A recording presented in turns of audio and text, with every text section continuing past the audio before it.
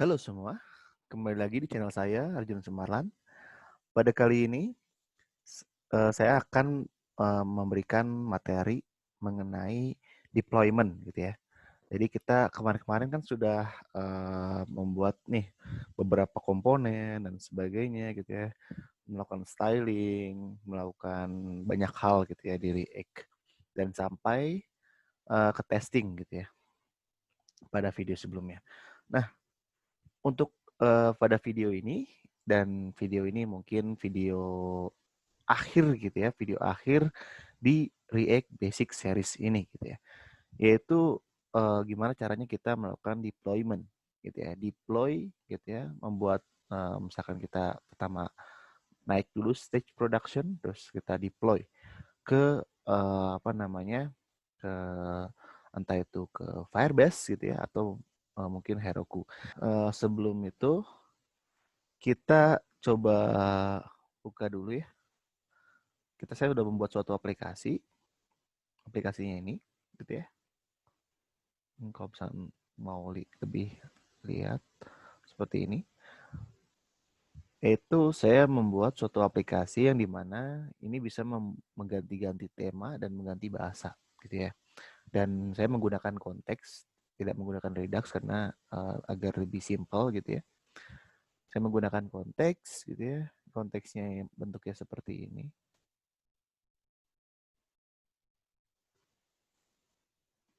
Seperti ini.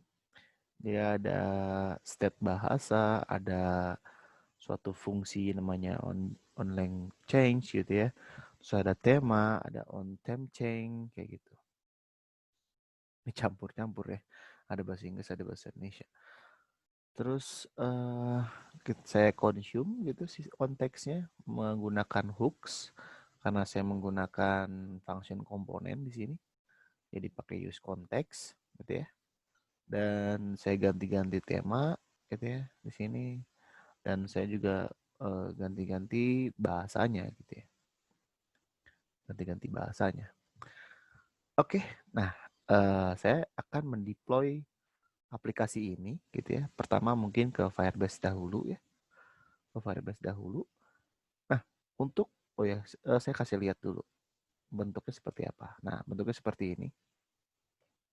Jadi ada halo dunia, ubah bahasa ke Inggris. Saya klik, dia akan mengubah backgroundnya jadi hitam dan tulisannya jadi hello world.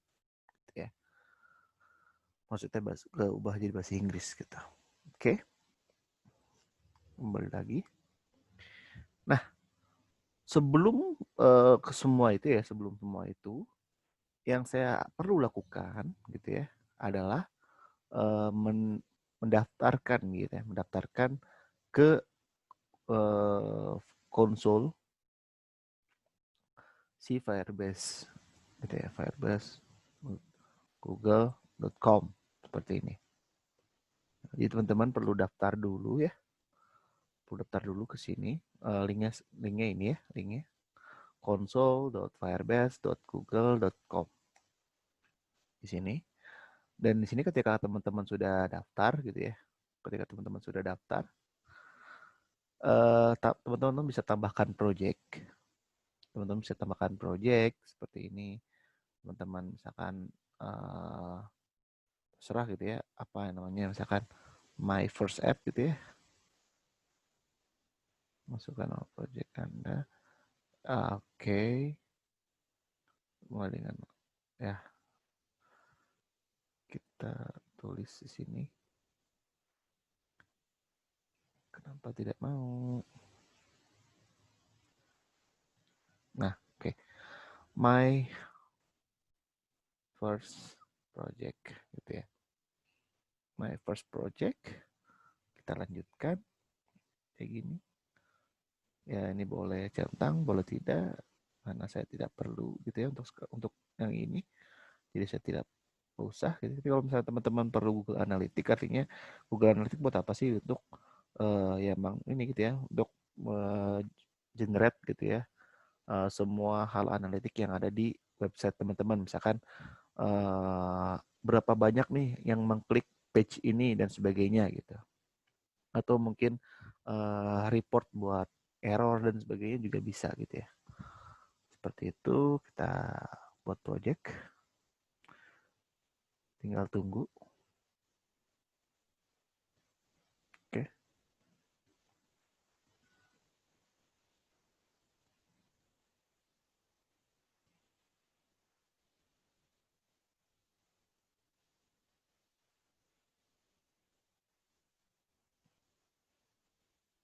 Nah, oke, tinggal lanjutkan. First project seperti ini. Nah, di sini teman-teman coba klik hosting. Nah, di sini teman-teman mulai saja. Nah, di sini dia minta tolong dong diinstal Firebase Tools gitu ya. Firebase Tools. Nah, saya juga belum install di laptop saya yang ini gitu ya. Jadi saya perlu install dulu.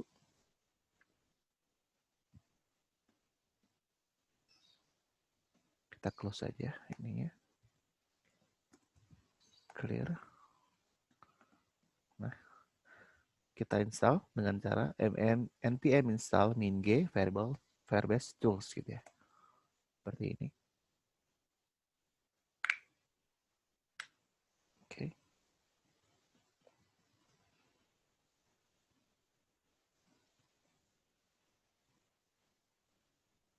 Tinggal kita tunggu. Nah, jadi nanti dia minta juga nih setelah itu tambahkan langkah-langkah untuk melakukan Firebase JavaScript SDK ke aplikasi web saya.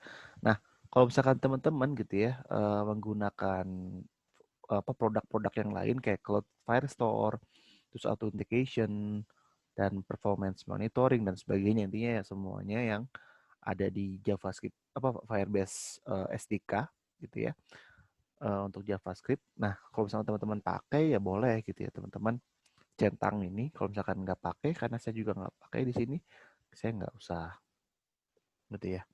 Nah, selanjutnya nanti ada Firebase login. Kita lihat apakah sudah beres atau belum ya. Oke. Nah, selanjutnya ada kita suruh login katanya. Jadi login dengan apa namanya ke Google kita gitu ya.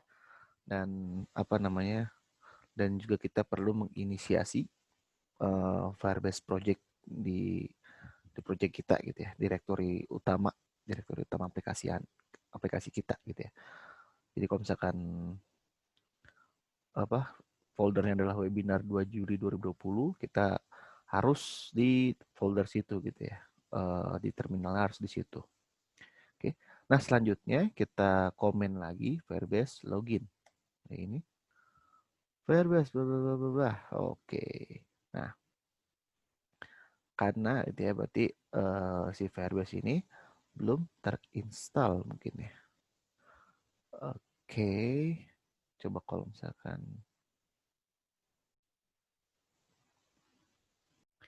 Nah, katanya di sini sih masalah security ya gitu ya. Kalau misalkan teman-teman memakai Windows gitu ya, mungkin by default ini disable gitu ya, disable on the system dibilang kayak gitu. Nah, jadi teman-teman perlu apa namanya ya, nge-bypass gitu ya, nge-bypass si security-nya dulu gitu ya. Ya, katanya sih temporary solution ya. Jadi apa namanya ya, dan katanya sih unfortunately it's not safe gitu ya. Oke, ya karena saya juga nggak menemukan solusi yang lain ya. Jadi ya apa boleh buat gitu ya. Apa boleh buat untuk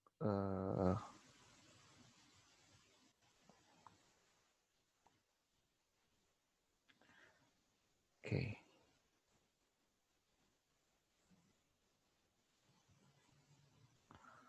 Ya nggak ada solusi yang lain gitu ya. Nggak ada solusi yang lain. Jadi ya apa boleh buat, saya coba gitu ya. Saya coba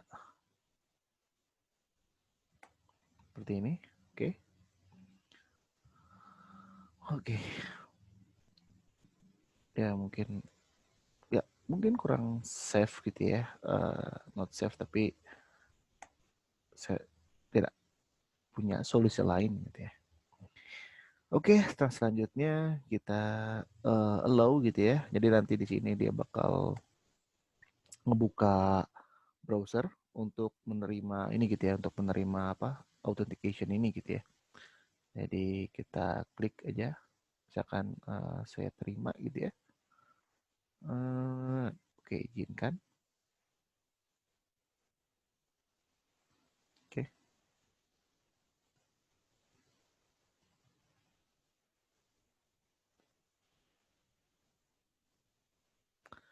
seperti itu. Dan selanjutnya Firebase init.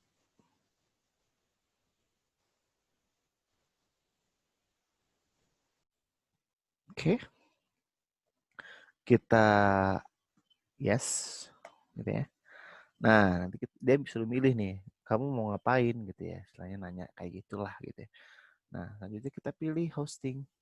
Kita pilih hosting dan kita ketika udah milih gitu ya, kita pakai apa up and down di keyboard dan kita ketik spasi gitu ya. Jadi klik spasinya dia bakal memilih. Jadi selektornya itu adalah spasi.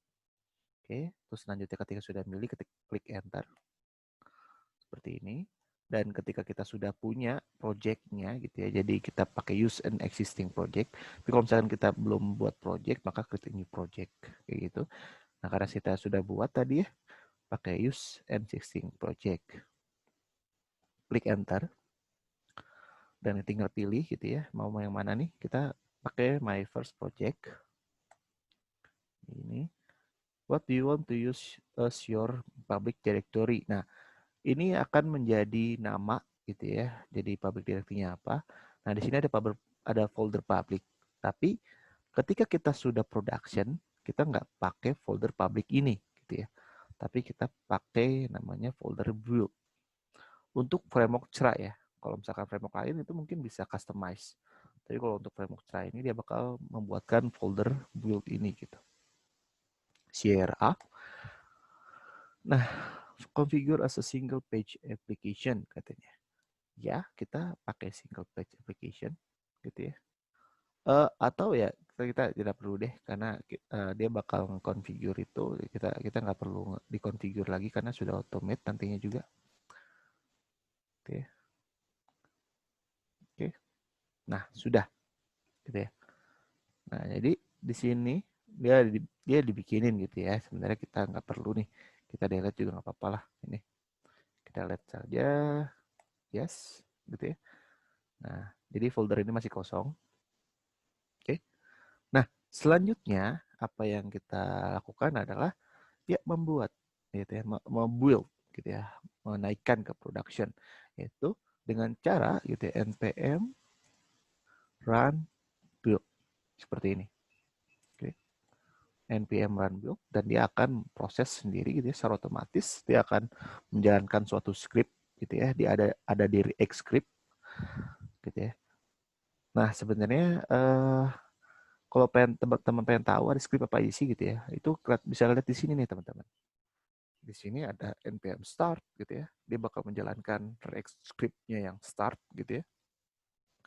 Terus ada build gitu ya, ada test, ada eject. Nah, eject ini gitu ya, ketika teman-teman ingin tidak menggunakan framework Cera, tapi awalnya kita menggunakan framework Cera, tapi setelahnya gitu kita ingin men-setup semuanya, mengkonfigur semuanya itu by customize kita gitu ya. Mengkonfigur webpack-nya sendiri dan semuanya itu serba manual gitu ya, itu kita bisa eject dulu gitu si Cera ini. Terus di sini ada test, build, dan start. Nah, untuk production kita running gitu ya, si scriptnya itu adalah build gitu ya.